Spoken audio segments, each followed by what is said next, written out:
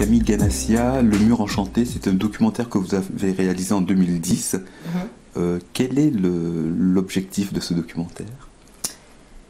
L'objectif, c'était de pousser un petit coup de gueule caustique sur les conditions des comédiens dans le milieu cinématographique pour voilà, et mettre en lumière en fait les difficultés qu'on a en tant que comédien. On dit bah attends, elle est formidable. On nous demande en même temps d'avoir du culot. Voilà. On nous demande de nous démerder pour trouver un bon agent. Les agents viennent pas forcément voir les pièces de théâtre dans lesquelles on joue ou les petits cours et les festivals de court-métrage où il y a des comédiens exceptionnels. J'ai jamais vu d'agent dans ces festivals-là pour aller remarquer la petite perle de demain, etc. Donc comment on fait pour entrer en contact avec eux? Si tu fais ça gentiment, que t'envoies juste ton CV, ta démo et que tu l'envoies là, mais même pas il regarde, même pas il ouvre ton enveloppe, il se torche avec. Maintenant, il y a Pourquoi vous avez favorisé une écriture documentaire? Parce que d'abord, il faut voir que c'était dans le cadre d'un master que j'ai fait, un master de cinéma à Paris 1, avec Frédéric Saucher, qui est lui-même réalisateur, et Monsieur Bean, qui avait des critiques à la revue Positif. Et en fait, c'est en partenariat avec Ciné Cinéma, qui leur a fait une commande de documentaire. Ils étaient en partenariat avec les films d'ici, donc qui a produit le film, et qui nous a demandé justement de prendre cette figure-là, et le thème était imposé. C'était les acteurs, les jeunes acteurs de cinéma. Quand j'ai eu la commande, ou le projet, je me suis dit, bon, encore les comédiens. et je me suis dit, mais parle de toi. Parle de ce que tu connais et de ta situation. C'est vrai que moi, du coup, j'ai commencé en tant que comédienne, surtout à la télé, et je me suis imaginée plus faire du cinéma au départ, et puis je me suis retrouvée à faire les projets qu'on me proposait. Et c'est à force de tourner en tant que comédienne que je me suis dit que je voulais devenir réalisatrice. Et donc, pour ce projet, je me suis rendu compte que ma manière à moi de faire du cinéma, c'était de réaliser. Alors je me retrouve à jouer souvent pour l'instant dans les films dans lesquels j'ai réalisé, sauf un. Et en fait, c'est parce que je voulais jouer que je me suis associée d'ailleurs avec Sophie Garrick, qui est mon amie et co-écrivain et co-auteur et co-réalisatrice. On a fait 3 films ensemble.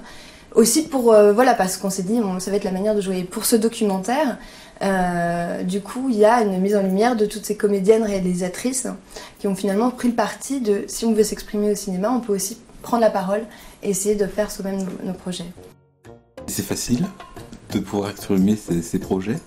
Ah bah après, il y a encore d'autres problèmes. C'est-à-dire qu'à chaque fois qu'on passe une porte, il y a un nouveau mur. Donc, et comment fait-on pour les abattre alors? Bah, j'ai du mal à les abattre. Moi, j'essaie de les franchir en passant par-dessus. Parce qu'à force de se prendre le mur, on essaie de le gravir. Et aujourd'hui, c'est vrai que la différence, c'est qu'il y a les festivals. Et que quand on a produit quelque chose, on a la possibilité de le montrer quand on est sélectionné. Et avec les 2 premiers films qu'on a fait avec Sophie, on a eu la chance de pouvoir quand même faire partie du circuit, rencontrer de nouvelles personnes. Et il n'y a pas la même écoute. Il n'y a pas le même regard. Et c'est facile d'accéder au festival. À partir du moment où on est sélectionné, oui, puisque le film est fait. Après, il plaît pas, mais en tout cas, il existe. Donc les gens sont amenés à le voir. Nous, on a eu de la chance d'avoir été sélectionnés, d'avoir eu des prix aussi. Et c'est vrai que du coup, ça nous laisse plus de place pour être écoutés. Et pour rencontrer des producteurs qui, eux aussi, cherchent des projets.